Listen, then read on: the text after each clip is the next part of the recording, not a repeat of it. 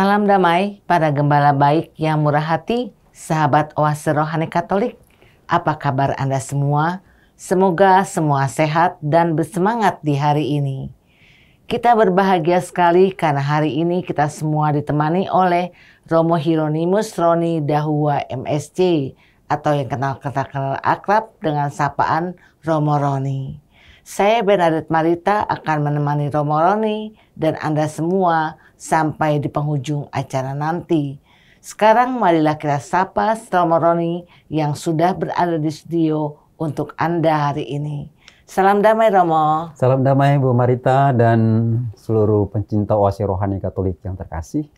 Apa kabar Romo? Puji Tuhan, baik, luar biasa. Semoga Anda sekalian juga hari ini luar biasa, penuh sukacita dan diberkati Tuhan. Amin, puji Tuhan Romo.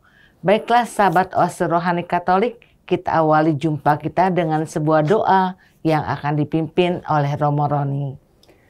Saudara dan saudari, para sahabat dan pencinta Oase Rohani Katolik yang terkasih, mari kita bersatu dalam doa.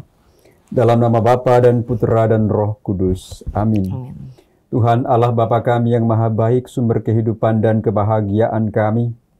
Kami datang bersyukur di hari yang baru ini atas semua rahmat dan berkat-berkat-Mu yang Engkau curahkan dalam kehidupan kami semua anak-anak-Mu.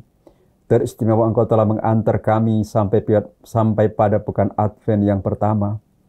Kami mensyukuri bahwa hari ini Engkau mengajak kami merenungkan sebagian dari firman-Mu yang akan mengajarkan dan meneguhkan iman kami akan cinta kasih-Mu yang begitu besar bagi kami semua umat-Mu. Bapa di surga, bukalah pikiran kami dan bukalah hati kami agar kami mampu mengerti apa yang Kau sampaikan kepada kami dan mampu kami hayati dalam hidup kami. Dan pada akhirnya kami boleh melaksanakannya dalam hidup kami sehari-hari untuk menjadi pembawa kasih kepada sesama kami.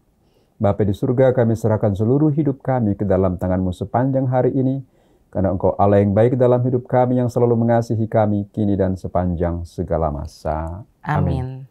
Dalam nama Bapa dan Putra dan Roh Kudus. Amin. Sahabat Oase Rohani Katolik, hari ini adalah pekan Advent yang pertama. Antifon pembuka untuk hari ini adalah, datanglah ya Tuhan, perlihatkanlah wajah-Mu, maka selamatlah kami. Bacaan hari ini diambil dari kitab Yesaya bab 30 ayat 19 sampai 21, dilanjutkan ayat 23 sampai 26. Beginilah firman Tuhan yang Maha Kudus Allah Israel. Hai bangsa di Sion yang mendiami Yerusalem, kalian tidak akan terus menangis. Pastilah Tuhan akan mengasihani kalian apabila kalian berseru-seru. Begitu mendengar teriakmu, Ia akan menjawab. Walaupun Tuhan memberi kalian roti dan air serba sedikit, namun gurumu tidak akan menyembunyikan diri lagi. Kalian akan terus melihat Dia, dan entah kalian menyimpang ke kanan, entah ke kiri, sabdanya ini akan kalian dengar dari belakangmu. Inilah jalannya, ikutilah jalan ini. Pada waktu itu, Tuhan akan mencurahkan hujan bagi benih yang baru kalian taburkan di ladang, dan dari hasil tanah itu kalian akan makan roti yang lesat dan berlimpah-limpah. Pada waktu itu, ternakmu akan merumput di padang rumput yang luas. Sapi-sapi dan keledai-keledai yang mengerjakan tanah akan memakan makanan campuran yang sedap, yang sudah ditampi dan diayak. Dari setiap gunung yang tinggi dan dari setiap bukit yang menjulang akan memancar sungai-sungai pada hari pembunuhan yang besar, apabila menara-menara runtuh. Maka terang bulan purnama akan seperti terang matahari terik, dan terang matahari terik akan 7 kali ganda, yaitu seperti terangnya 7 hari pada waktu Tuhan akan membalut luka umat-Nya dan menyembuhkan bekas-bekas pukulan. Demikianlah sabda Tuhan. Syukur kepada Allah. Sahabat Oase Rohani Katolik, marilah kita tanggapi sabda Tuhan dengan mazmur tanggapan. Berbahagialah orang yang menanti-nantikan Tuhan. Berbahagialah orang yang menanti-nantikan Tuhan. Sungguh bermazmur bagi Allah kita itu baik, bahkan indah, dan layaklah memuji-muji Dia. Tuhan membangun Yerusalem, Ia menghimpun orang-orang Israel yang tercerai-berai. Berbahagialah orang yang menanti-nantikan Tuhan. Ia menyembuhkan orang-orang yang patah hati dan membalut luka-luka mereka. Ia menentukan jumlah bintang-bintang, masing-masing dipanggil dengan menyebut namanya. Berbahagialah orang yang menanti-nantikan Tuhan. Besarlah Tuhan kita dan berlimpahlah kekuatannya. Kebijaksanaannya tidak terhingga. Tuhan menegakkan kembali orang-orang yang tertindas, tetapi orang-orang fasik direndahkannya ke tanah. Berbahagialah orang yang menanti-nantikan Tuhan. Sahabat Oase Rohani Katolik, marilah sekarang kita simak bersama Injil Matius bab 9 ayat 35 sampai bab 10 ayat 1, dilanjutkan ayat 6 sampai ayat 8 yang akan disampaikan oleh Romo Roni untuk kita semua. Bait pengantar Injil. Haleluya, haleluya. Haleluya, haleluya. Inilah Raja kita Tuhan semesta alam. Ia datang membebaskan umatnya. Haleluya, haleluya. Tuhan bersamamu. Dan bersama rohmu. Inilah Injil suci menurut Matius. Dimuliakanlah Tuhan. Melihat orang banyak itu, tergeraklah hati Yesus oleh belas kasihan. Sekali peristiwa, Yesus berkeliling ke semua kota dan desa. Ia mengajar dalam rumah-rumah ibadat dan mewartakan Injil Kerajaan Surga, serta melenyapkan segala penyakit dan kelemahan. Melihat orang banyak yang mengikutinya, tergeraklah hati Yesus oleh belas kasihan, karena mereka lelah dan terlantar seperti domba yang tidak bergembala. Maka Yesus berkata kepada murid-muridnya, tuaian memang banyak, tapi pekerjanya sedikit. Maka mintalah kepada Tuan yang mempunyai tuaian, supaya ia mengirimkan pekerja-pekerja untuk tuaian itu. Lalu Yesus memanggil ke-12 muridnya, dan memberi mereka kuasa untuk mengusir roh-roh jahat, dan untuk melenyapkan segala penyakit, serta segala kelemahan. Yesus mengutus mereka dan berpesan, pergilah kepada domba-domba yang hilang dari umat Israel. Pergilah dan wartakanlah kerajaan surga sudah dekat. Sembuhkanlah orang sakit, bangkitkanlah orang mati, tahirkanlah orang kusta, usirlah setan-setan. Kalian telah memperoleh dengan cuma-cuma, maka berikanlah pula dengan cuma-cuma. Demikianlah sabda Tuhan. Terpujilah Kristus. Sahabat Oase Rohani Katolik, setelah kita simak bersama firman-firman Tuhan pada hari ini, marilah sekarang kita simak bersama permenungan yang akan disampaikan oleh Romo Roni untuk kita semua. Silakan Romo. Saudara dan saudari, para sahabat dan pencinta Oase Rohani Katolik yang terkasih, kita masih berada dalam pekan Advent yang pertama. Dan pekan Advent yang pertama ini mengajak kita semua untuk merenungkan pengharapan kita akan kedatangan Tuhan. Karena itu Nabi Yesaya dalam bacaan pertama menggambarkan tentang siapakah yang kita harapkan itu, yang akan datang menjumpai kita umatnya, yaitu Allah sendiri yang akan datang dengan kasih yang besar, dengan kasih yang tidak terbatas untuk kita umatnya. Karena itu bacaan pertama pada hari ini memberikan pesan yang istimewa untuk kita sekalian, yaitu bagaimana Allah sangat mengasihi kita, sampai tidak ada alasan bagi Tuhan untuk tidak segera datang menjumpai kita. Karena Ia melihat kita berada dalam pergumulan, dalam persoalan, dalam kuasa dosa dan maut. Dan Yesaya menggambarkan dengan sangat bagus pada bagian awal itu. Hai bangsa di Sion yang mendiami Yerusalem, kalian tidak akan menangis. Pastilah Tuhan akan mengasihani kalian apabila kalian berseru. Begitu mendengar teriakmu, ia akan menjawab, walaupun Tuhan memberi kalian roti dan air serba sedikit, namun dia tidak akan menyembunyikan diri lagi. Sebuah gambaran yang sangat istimewa, yang sangat indah, yang menyejukkan hati kita, yang menantikan Tuhan, bahwa dia akan datang menjumpai kita untuk memberikan kita sukacita, memberikan kita damai, menghapus air mata kita. Dia memberikan apa yang kita inginkan, yang kita perlukan daripadanya. Dia menggenapi seluruh keinginan kita. Dia memberikan rahmat dan berkat yang kita butuhkan, agar kita memperoleh kembali kehidupan sebagai putra-putri kesayangan Tuhan.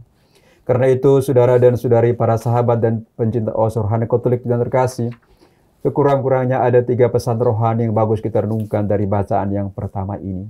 Yang pertama adalah mari kita berseru kepada Tuhan. Masa Advent adalah kesempatan kita berseru, kita bercakap-cakap dengan Tuhan.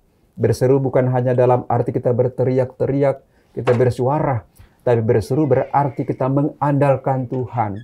Kita datang kepada Tuhan dan kita mengungkapkan isi hati kita yang terdalam tentang kehidupan kita masing-masing. Ini pesan yang pertama dari bacaan pertama ini, yaitu mari kita di masa Advent ini kita isi untuk membangun relasi, kedekatan dengan Tuhan. Kita berbicara dari hati ke hati dengan Tuhan. Pesan yang kedua dari bacaan yang kita dengarkan pada hari ini, bacaan pertama, yaitu setelah kita berseru kepada Tuhan, Tuhan mengingatkan kita sekalian agar kita mengikuti jalan Tuhan. Masa Advent adalah kesempatan kita untuk mengikuti jalan Tuhan. Dan sangat jelas Yesaya mengatakan, inilah jalannya, ikutilah jalan itu. Tidak cukup kita hanya berseru-seru kepada Tuhan. Tidak cukup kita datang berbicara kepada Tuhan kalau tidak mengikuti jalannya. Karena itu pesan kedua untuk kita dari bacaan pertama ini, yaitu setelah kita berseru kepada Tuhan, berbicara pribadi dengan Tuhan, bercakap-cakap dengan Tuhan, sampaikan seluruh pergumulan dan sukacita hidup kita, saatnya juga kita harus mengikuti jalan Tuhan.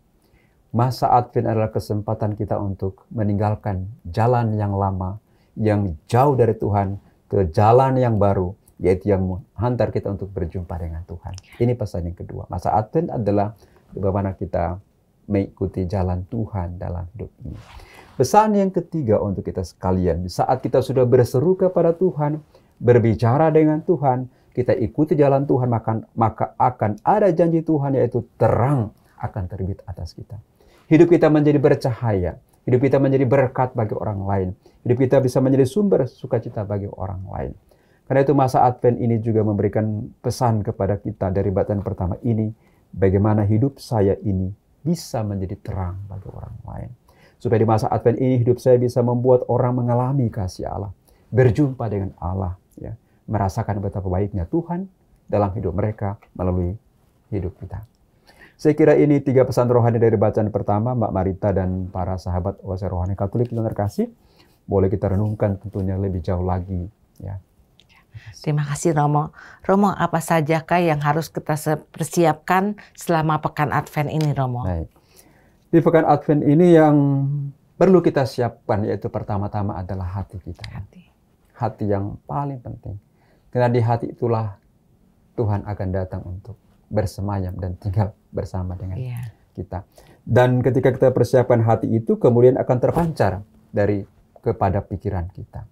Kita siapkan hati kita, kalau hati kita sudah bagus, kalau hati kita sudah sungguh-sungguh kita persiapkan dan arahkan untuk Tuhan, yang pasti dari hati yang baik itu akan keluar juga hal-hal yang baik. Perkataan kita menjadi baik, pikiran kita pun menjadi baik. Karena apa? Karena hati kita baik.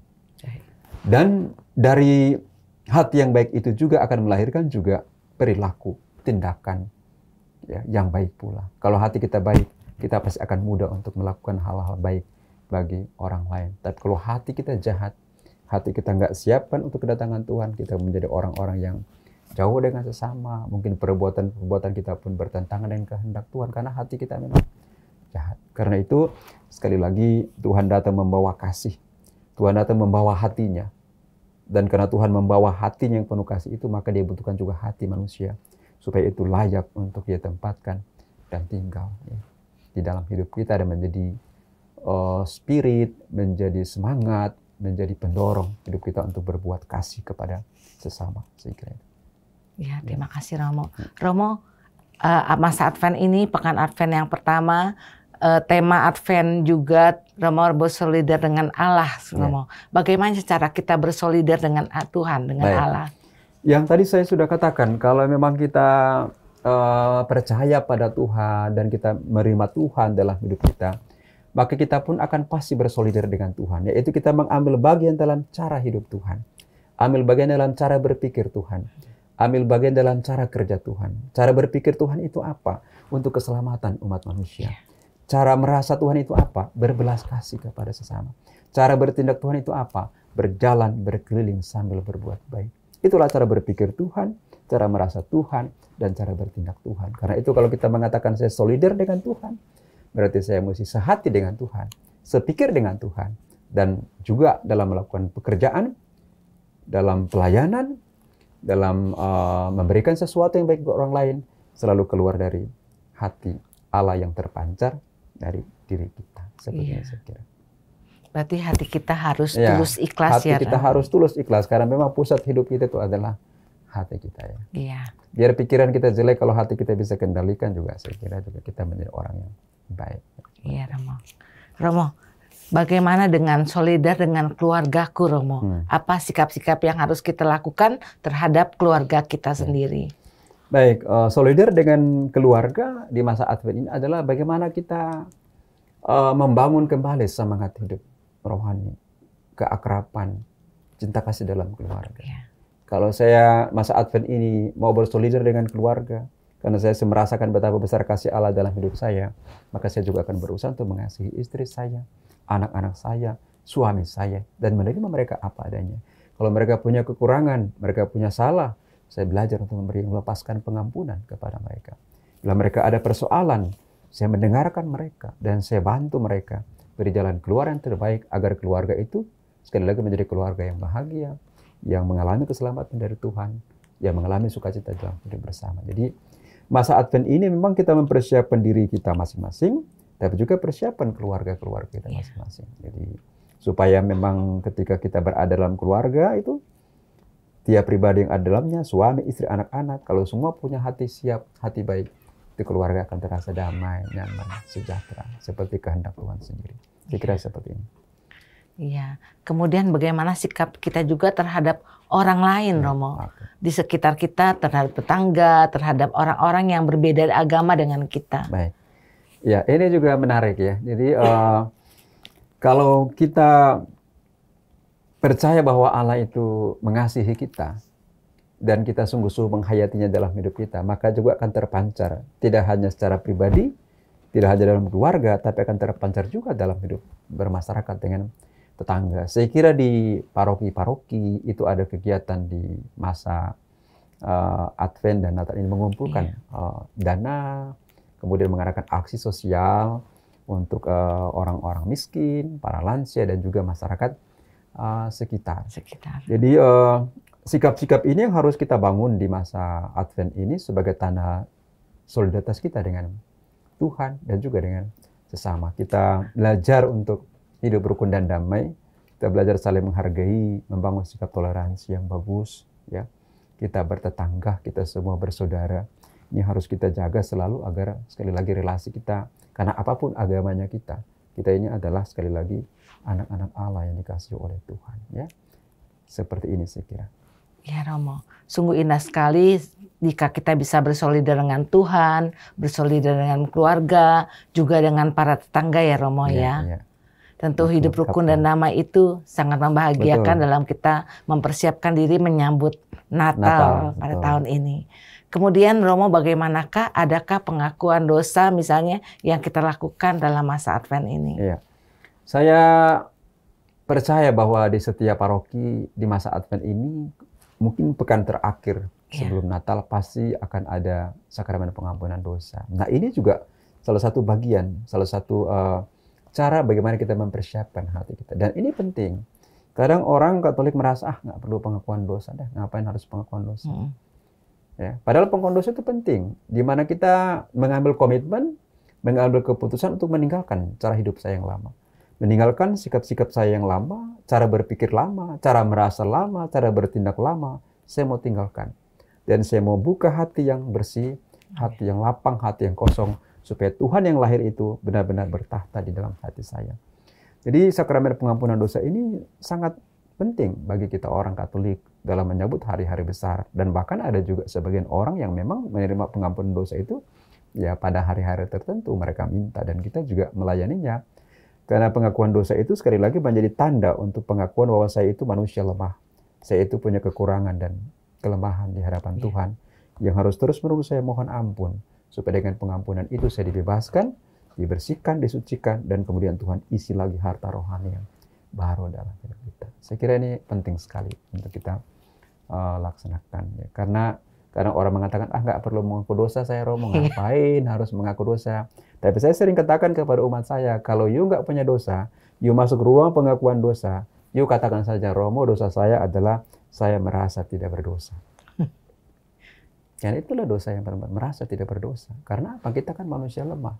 Kita kan rapuh.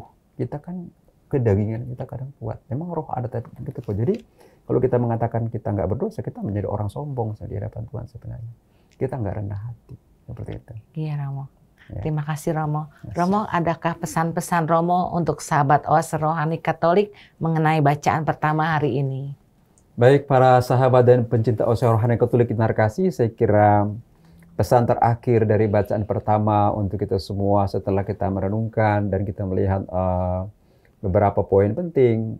Saya kira bacaan pertama ini mengingatkan kita semua bahwa Allah itu mengasihi kita. Allah itu mencintai kita. Apapun adanya kita, dia akan segera datang untuk menjumpai kita. Karena apa? Karena memang dikatakan bahwa Allah itu adalah kasih. Jangan takut. Kita harus terus berjalan bersama Tuhan. Saat kita jatuh, Tuhan akan angkat.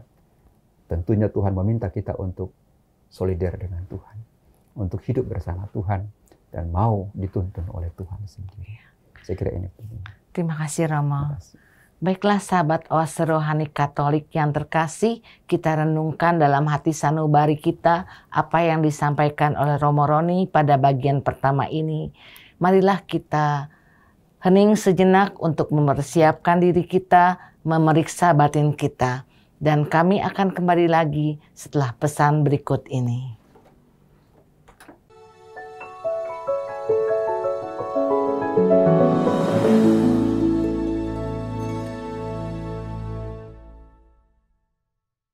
Sahabat Oase Rohani Katolik, kembali Anda menyimak bagian kedua dari siaran Oase Rohani Katolik.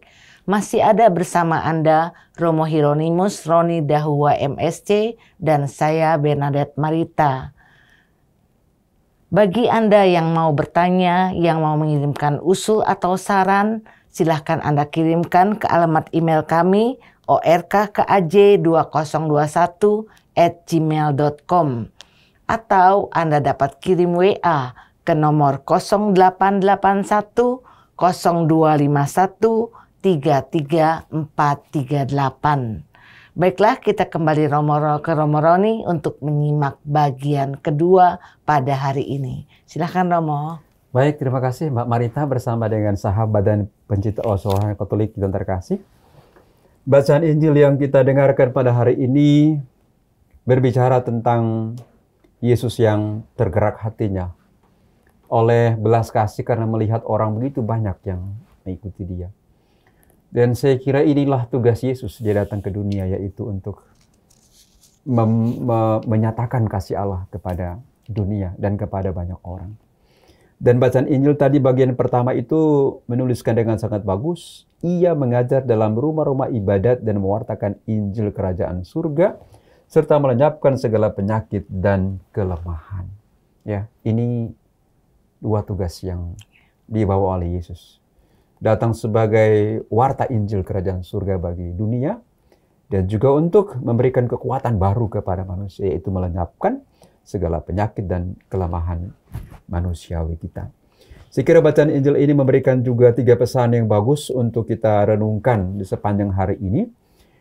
Bacaan Injil ini memberi pesan yang pertama atau inspirasi rohani pertama adalah bahwa Yesus itu datang ke tengah-tengah kita untuk mengajarkan segala sesuatu tentang kebenaran yang berasal dari Allah sendiri. Dan menarik, Yesus mengajarkan tidak hanya dengan perkataan saja. Tidak hanya dengan pikiran-pikiran dan gagasan-gagasan yang bagus.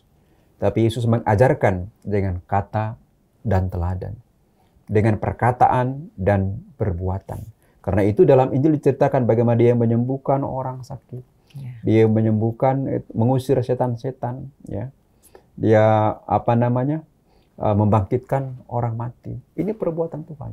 Jadi dia menyampaikan bahwa dirinya adalah sebagai warta sukacita Tuhan Allah kepada manusia. Dan itu diwujudkan dalam perbuatan. Sehingga orang menjadi semakin percaya bahwa Yesus yang datang ini memang sungguh-sungguh adalah Putra Allah. Gitu ya. Ini yang pertama. Yang kedua, setelah Yesus mewartakan Injil Kerajaan Allah, dia melihat begitu banyak orang yang terlantar seperti domba yang tidak bergembala. Dia tergerak hati oleh belas kasih. Yang dalam bacaan pertama tadi kita renungkan bahwa Allah itu adalah kasih. Maka yang menggerakkan seluruh hidup itu adalah kasihnya kepada manusia. Karena itu bacaan ini, Yesus tergerak hati oleh belas kasih. Karena lihat orang begitu banyak. Karena itu dia mulai panggil murid-muridnya. Dan dia perintahkan mereka untuk memberikan pelayanan pada mereka. Yesus sendiri memberi kuasa kepada murid-muridnya dan dia katakan, pergilah. Lakukanlah apa yang ia sudah ajarkan kepada mereka. Nah, pesan yang kedua untuk kita dari Injil hari ini adalah, masa Advent ini mengajak kita untuk pergi. Pergi, kita keluar dari zona nyaman.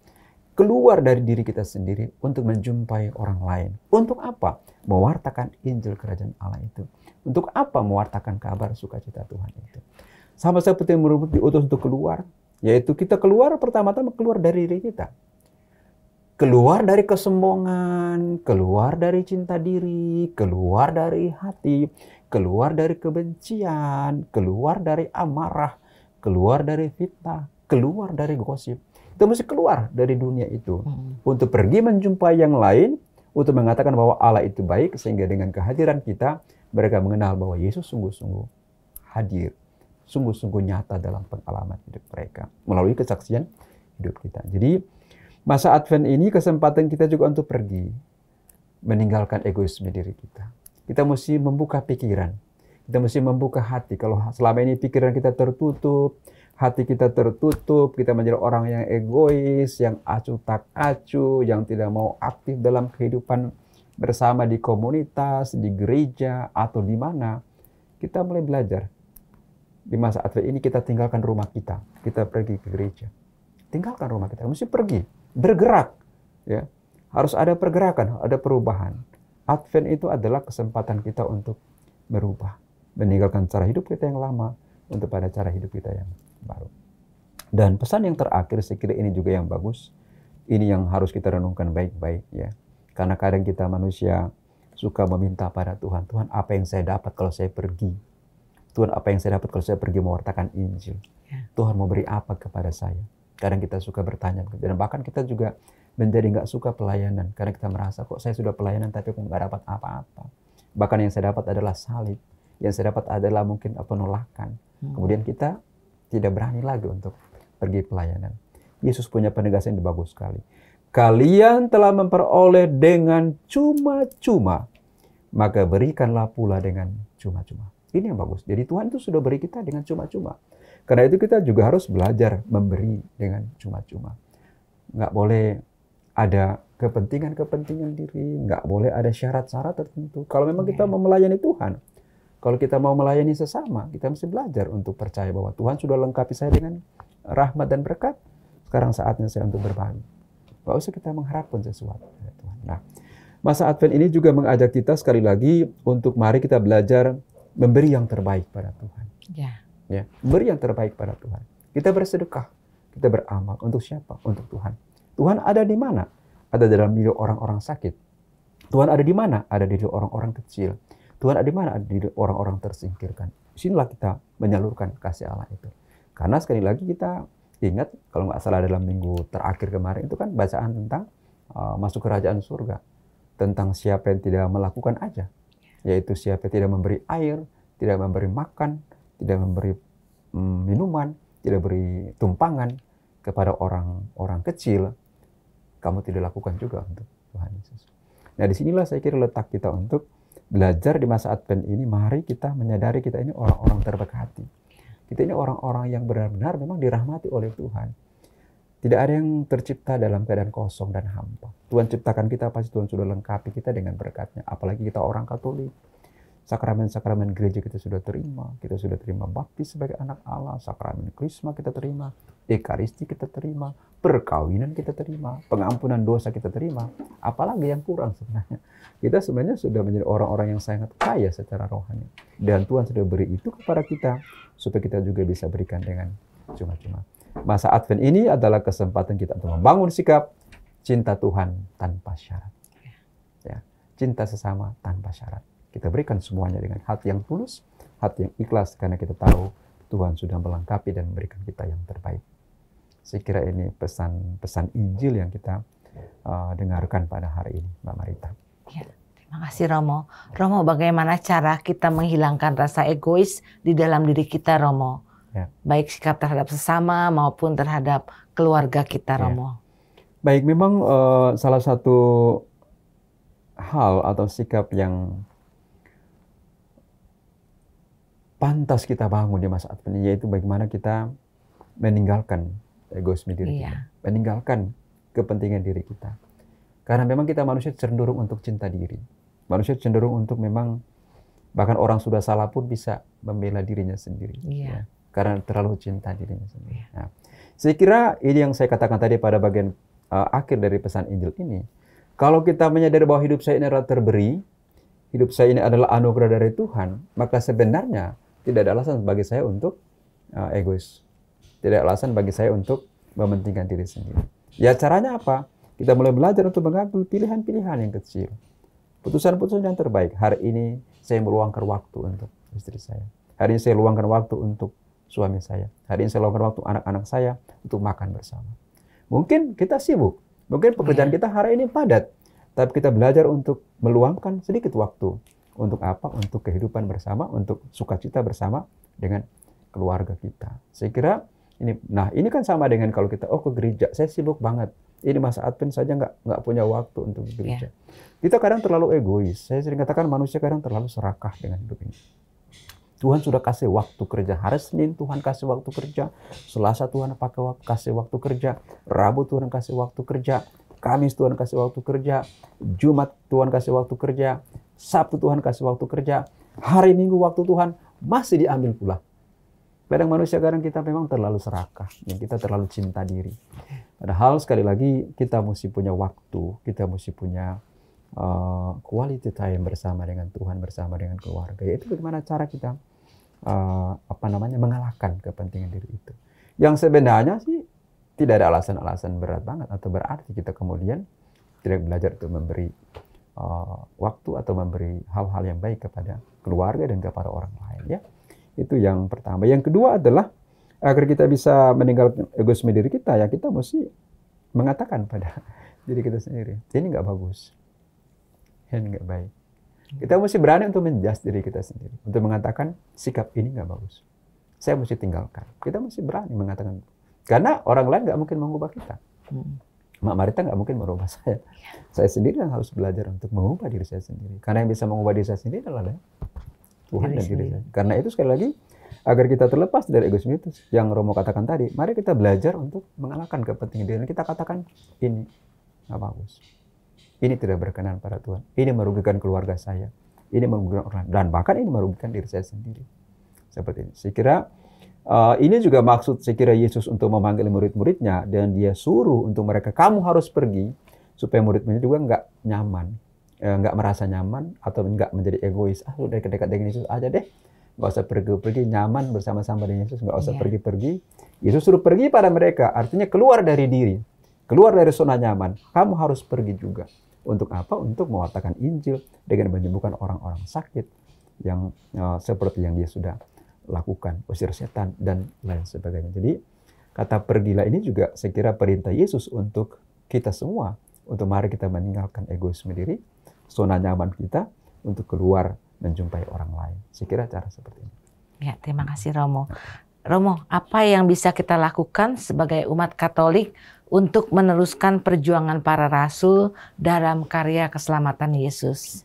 Baik, yang kita lakukan ya hal-hal sederhana. Yang pertama adalah kita setia pada ajaran-ajaran para rasul.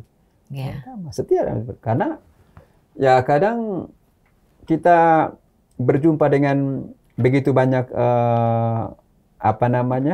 pandangan, begitu banyak tampilan-tampilan, apalagi sekarang di medsos begitu, tentang kebenaran-kebenaran iman, tentang ajaran-ajaran yang begitu banyak ditawarkan oleh para hamba Tuhan. Nah, kadang kita menjadi goncang dalam ajaran iman kita. Saya kira untuk mewariskan ajaran para rasul, ya kita mesti sekali lagi menjaga warisan itu, menjaga kebenaran itu, dan kita hayati dalam kehidupan kita. Gitu ya.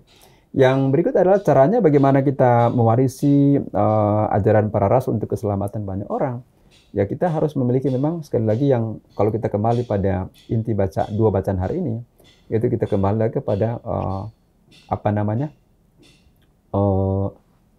hati kita.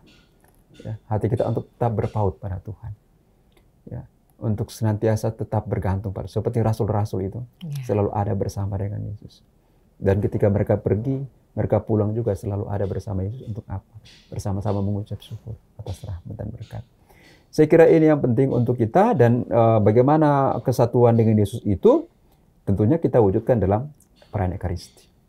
Ekaristi Kudus. Ekaristi ini adalah sekali lagi menjadi sumber dan puncak hidup gereja. Kita nggak bisa lupakan, nggak bisa lepaskan, karena saya sering mengatakan Ekaristi adalah kekuatan di hidup kita. Sehingga untuk mewarisi ajaran rasul-rasul, ya salah satunya ini adalah bagaimana kita di masa Advent ini kita harus semakin mencintai Ekaristi.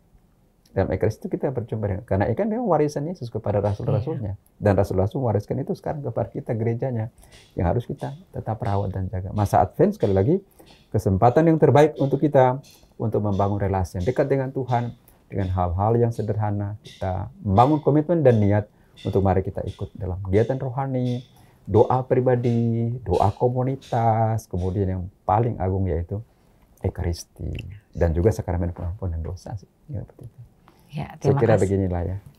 Ya Romo, apakah karya keselamatan Yesus masih dapat terlihat di sekitar kita, Romo? Ya, sejauh kita menyatakan karya itu dalam hidup kita, dalam perkataan dan perilaku kita, saya kira itu masih dirasakan. Jadi ketika ada orang baik, di mana orang hidup dalam kasih, ya kita melihat inilah karya Tuhan. Tapi untuk sekali lagi, dalam keluarga kita pun akan kita rasakan bahwa karya kasih itu tetap nyata ketika ada cinta suami istri. Ada ungkapan yang mengatakan bahwa di mana ada cinta kasih, di situ Tuhan hadir, kan? Hadir. Iya. Jadi mana ada cinta kasih, Tuhan hadir. Di mana ada keluarga yang damai, keluarga yang saling memaafkan, keluarga yang saling melayani, keluarga yang mau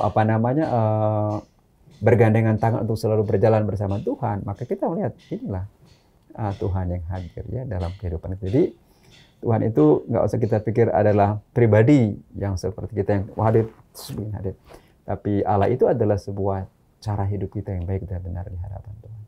Yaitu cara merasa kita yang baik dan benar seperti Tuhan rasakan, wujudkan dalam kehidupan. Ya. Seperti ini saya kira. Terima kasih Romo. Romo, ada pesan-pesan untuk sahabat Oase Rohani Katolik mengenai bacaan Injil hari ini? Baik, pesan terakhir untuk bacaan Injil untuk kita para sahabat dan pencinta Oase Rohani Katolik yang terkasih, yaitu di masa Advent ini mari kita belajar untuk pergi. Ini yang paling penting. Setelah kita berseru kepada Tuhan, setelah kita ikuti jalan Tuhan, setelah kita diberi dengan cuma-cuma, kini saatnya kita untuk pergi. Ya, pergi artinya pergi meninggalkan zona nyaman kita. Pergi meninggalkan egoisme diri kita. Kita pergi meninggalkan kesombongan kita. Kita pergi meninggalkan kebencian kita, dan kita kemudian tempatkan hidup kita di cara hidup yang baru yang Tuhan siapkan, itu hidup dalam terang Injil, penuh sukacita dan damai sejahtera seperti yang dibawa oleh Yesus nanti saat Dia datang ke tengah-tengah dunia ini. Saya kira ini aja. Terima kasih Romo. Sahabat Oase Rohani Katolik, Dengan demikian usailah jumpa kita hari ini. Maka Romo Hieronymus Roni Dahua MSC dan saya Bernadette Marita mohon pamit dari ruang dengar Anda. Kami mengucapkan salam damai, tetap semangat dan tersenyum. Kita tutup jumpa kita dengan sebuah doa dan berkat Tuhan melalui Romo Roni. Marilah kita berdoa. Dalam nama Bapa dan Putra dan Roh Kudus. Amin. Tuhan Allah Bapa kami yang maha baik, syukur dan limpah terima kasih. Kami telah boleh mengambil bagian untuk merenungkan sebagian firman-Mu untuk remah, inspirasi, semangat kami sepanjang hari ini, khususnya di pekan Advent ini. Kami telah merenungkan betapa besar cinta kasih-Mu bagi kami umat-Mu. Engkau begitu peduli dengan kehidupan kami. Engkau mau datang ke tengah-tengah kami untuk menyelamatkan kami. Maka kami serahkan kepadamu ya Bapa, agar Engkau selalu tuntun dan jaga kami. Buatlah kami selalu menjadi putra-puturmu yang selalu berseru kepadamu, membangun relasi yang akrab dan intim dengan Dikau, yang mau berjalan di jalanmu, mau mengikuti kehendakmu, dan mau bersyukur atas anugerah dan berkat-berkat yang Kau berikan kepada kami secara cuma-cuma.